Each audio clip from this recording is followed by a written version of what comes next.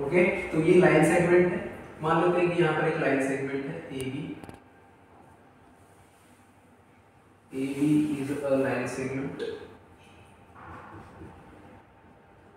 जिसको हमने चार्ज दिया हुआ है प्लस क्यू चार्ज दिया। तो जो प्लस क्यू चार्ज किसी भी लाइन सेगमेंट को देते हैं तो वो जो चार्ज होता है वो पूरे वायर में क्या होगा, डिस्ट्रीब्यूट हो जाएगा। तो इस तरीके से जो भी चार्ज हमने दिया है वो यहाँ पर डिस्ट्रीब्यूट हो गया है। अब इस ए बी सेगमेंट की वजह से आर डिस्टेंस पर, इसके मिड पॉइंट से आर डिस्टेंस पर एक पॉइंट है पी, जहां पर हमको क्या करना है, इलेक्ट्रिक फील्ड कैलकुलेट करना है। ठीक है, ये पॉइंट मान लेते हैं ओ है। ठीक, तो ये हमारा हो गया आर डिस्टेंस पर हमको क्या करना है, इस सेगमेंट की वजह से इलेक्ट्रिक फील्ड कैलकुलेट करना है। तो अगर इस क्वेश्चन में हम ध्यान से देखें तो ए बी एक सेगमेंट है जो कि लाइन सेगमेंट है और सी डी एक सेगमेंट है जो कि लाइन सेगमेंट है। तो इन दोनों की वजह से यहाँ पर अगर मैंने यहाँ पर ये कैलकुलेट कर लिया है तो इन दोनों की वजह से इलेक्ट्रिक फील्ड हम इस पॉइंट पर इजीली क्या कर सकते हैं, कैलकुलेट कर सकते हैं। तो आइए देखें इस फॉर्मूले को कैसे यहाँ पर प्रूफ किया जा सकता है या इसकी वजह से कैसे इलेक्ट्रिक फील्ड यहाँ पर कैलकुलेट कर सकते हैं। सबसे पहले हम क्या करेंगे, एक छोटा सा लेंथ एलिमेंट ले लेते हैं। क्यों? क्योंकि अगर हम देखें तो हमें इलेक्ट्रिक फील्ड का फॉर्मूला क्या पता है, 1/4 पाई epsilon not q divide by r square. ये फॉर्मूला पता है, लेकिन ये फॉर्मूला किसके लिए है, this is for point charge, ये पॉइंट चार्ज के लिए। बट हमारा प्रॉब्लम क्या है, यहाँ पर तो पॉइंट चार्ज है ही नहीं, ये तो लाइन चार्ज है। तो हम क्या करेंगे, ये जितना जो भी हमारा सेगमेंट है उसको हम छोटे छोटे पॉइंट चार्ज में कन्वर्ट कर लेते हैं। तो हमने एक छोटा सा पॉइंट चार्ज यहाँ पर कंसीडर किया, ये। ठीक है, इसको हमने मान लिया कि ये क्या है, डी वाई सेगमेंट है जिस पर जो चार्ज है वो डी क्यू है। डी वाई सेगमेंट पर चार्ज डी क्यू है और इसका पॉइंट ओ से डिस्टेंस क्या है, वाई। तो दैट मीन्स हमने वाई डिस्टेंस पर क्या लिया है, एक छोटा सा लेंथ एलिमेंट ले लिया है, इसको हम बोल रहे हैं डी वाई। ठीक, अब ये डी वाई को इस पॉइंट ओ से यहाँ पर मिलाते हैं। ठीक, तो ये जो डी वाई है अगर देखा जाए तो जो डी वाई है और उस पॉइंट पी को मिलाने वाली जो स्ट्रेट लाइन है, इन दोनों के ये एक पोजीशन वेक्टर हो जाएगा। और मान लेते हैं कि इस आर से इसका जो एंगल है वो थीटा है और ये जो डी वाई है इस पॉइंट पर जो एंगल बना रहा है वो डी थीटा है। तो दैट मीन्स हमने यहाँ पर क्या किया, हमने यहाँ पर थीटा पर जाकर एक छोटा सा एंगल ले लिया है, मतलब डी थीटा ले लिया। ठीक, अब इस पॉइंट से इस पॉइंट को हम यहाँ पर मैच करा देते हैं और इस वाले पॉइंट से इस वाले पॉइंट को यहाँ पर मैच करा दें।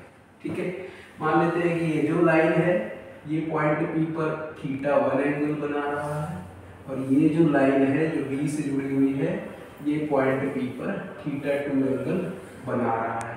ठीक है, ये पॉइंट O है, ये वाला पॉइंट P है, इस वाले पॉइंट को हम मान लेते हैं कि ये जो है वो C है। तो यहाँ पर आपको एक ट्रायंगल दिख रहा है, ट्रायंगल OCP। तो ट्रायंगल OCP में हम दो रेशियोज ले लेंगे। कौन कौन से रेशियो लेंगे, थीटा, ट्रायंगल OCP यहाँ पर हम ले लेते हैं tan थीटा। तो tan theta is equals to क्या होता है, परपेंडिकुलर अपॉन बेस। ठीक है, अगर ये वाला एंगल हमारा थीटा है तो ये जो y डिस्टेंस है ये हो जाएगा हमारा परपेंडिकुलर और बेस हो जाएगा हमारा r। तो इसको लिखेंगे y बाई r। ठीक है, तो ये क्या वैल्यू, यहाँ से हम y का वैल्यू कैलकुलेट कर सकते हैं। तो y is equals to r, यहाँ पर डिवीजन में इधर जाएगा, मल्टीप्लाई हो जाएगा, तो y is equals to r tan theta हो गया। ठीक, इसके बाद हम एक और रेशियो लेंगे दैट इज sec थीटा।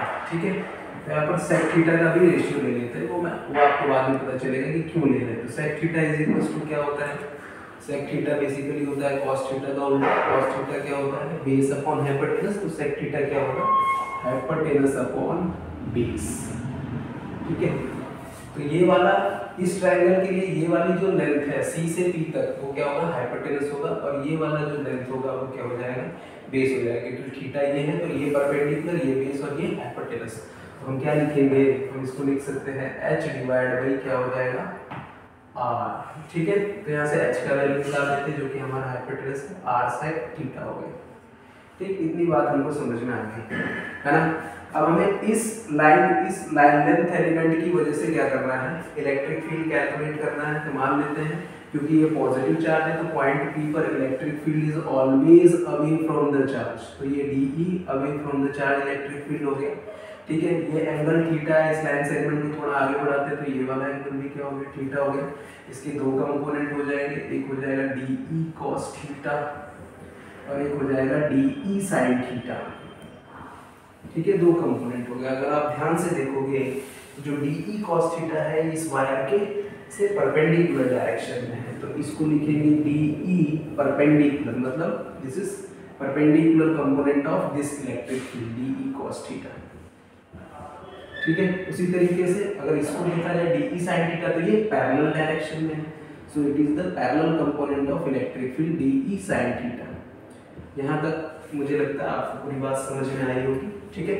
अब हम क्या करेंगे, सबसे पहले DE का वैल्यू लिख लेते हैं कि DE का वैल्यू क्या होगा इस फॉर्मूले से। तो DE का अगर हम वैल्यू लिखेंगे तो DE इज इक्वल्स टू क्या हो जाएगा 1/4 पाई एप्सिलॉन नॉट, और Q की जगह पर क्या ले लेंगे DQ, और R की जगह पर क्या लेना है, R की जगह पर क्योंकि इस लेंथ एलिमेंट से पॉइंट P तक का डिस्टेंस हमारा क्या है जो हमने h निकाला है, तो क्या होगा h², ठीक है। वैल्यूज रख दो। अब पहले सबसे पहले हमको DQ कैलकुलेट करना पड़ेगा। मान लेते हैं कि इस वायर का जो चार्ज डेंसिटी है वो क्या है, लैम्डा कूलम पर मीटर है, ठीक है। तो DQ इज इक्वल्स टू क्या हो जाएगा, DQ divide by dy, length element पर चार्ज DQ है, इसका लेंथ कितना है dy, that is equals to lambda, तो DQ इज इक्वल्स टू हो जाएगा लैम्डा dy, ठीक है। ये वैल्यूज यहाँ पर रख दो, DQ का वैल्यू रख देते हैं और जो h निकला है उसका भी वैल्यू हम यहाँ पर पुट करेंगे। तो आइए देखते हैं क्या होता है, 1/4 पाई एप्सिलॉन नॉट, DQ का वैल्यू क्या है लैम्डा dy, ठीक है, और h का वैल्यू क्या है, h is r sec theta whole square, ठीक है। यहाँ पर ये सारी वैल्यूज हमने लिख दी। हमें r sec theta whole square मिल गया, लेकिन हमें हमारा प्रॉब्लम क्या है कि हमें dy का भी वैल्यू यहाँ पर चाहिए होगा। तो आपको याद है कि हमने यहाँ पर tan थीटा का रेशियो निकाला था, वहाँ से y का वैल्यू निकाला था, तो इसको हम लोग थीटा के रिस्पेक्ट में डिफरेंशिएट कर लेते हैं। तो dy by D theta is equals to r तो कांस्टेंट है बाहर आ गया, tan थीटा का डिफरेंशिएशन होता है sec स्क्वायर थीटा, तो यहाँ पर dy का वैल्यू अगर हम निकालेंगे तो क्या निकलेगा r sec square theta d theta, ठीक है। आई होप ये बात आपको समझ में आ गई होगी कि dy is equals to r sec square d theta है, और यहाँ पर ये dy का वैल्यू हम पुट करेंगे।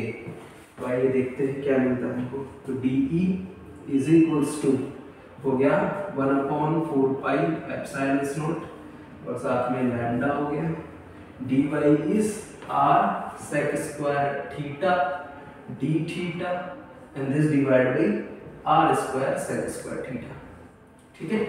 तो देखो sec स्क्वायर थीटा से sec square theta cancel out, r square से r कैंसिल आउट, तो यहाँ पर जो हमको इक्वेशन मिला DE का वो क्या मिल गया λ/4 पाई एप्सिलॉन नॉट और इधर बचा d थीटा और नीचे बचा r, ठीक है।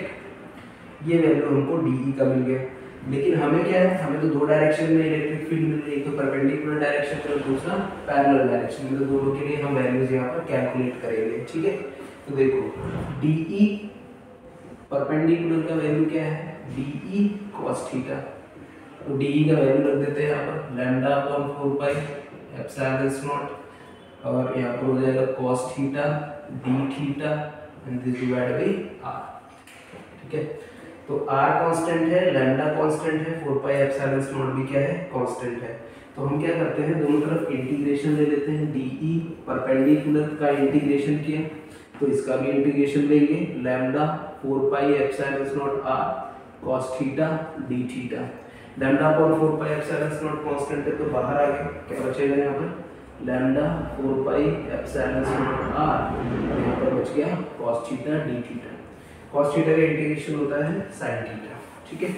तो यहाँ पर लिमिट ले लेते हैं, लिमिट कहाँ से कहाँ तक लेंगे, देखो ये जो एंगल बना रहा है θ1 ये क्या है, अगर मैं मान कि ये हमारा x एक्सिस है और ये y एक्सिस है, तो ये x एक्सिस के साथ θ1 एंगल बना रहा है, इसको हम पॉजिटिव लेंगे, और ये नीचे एंगल बना रहा है θ2, इसको हम नेगेटिव लेंगे। तो हमारा जो लिमिट होगा वो θ1 से -θ2 हो जाएगा। इसका इंटीग्रेशन करेंगे तो क्या मिलेगा, λ/4πε0 r और sin θ θ1 माइनस θ2, तो ये क्या आ गया λ/4πε0 r, और इधर बचा क्या sin θ1 प्लस sin θ2। ये वैल्यू आ गया हमारा E परपेंडिकुलर, किसकी वजह से, वायर की वजह से।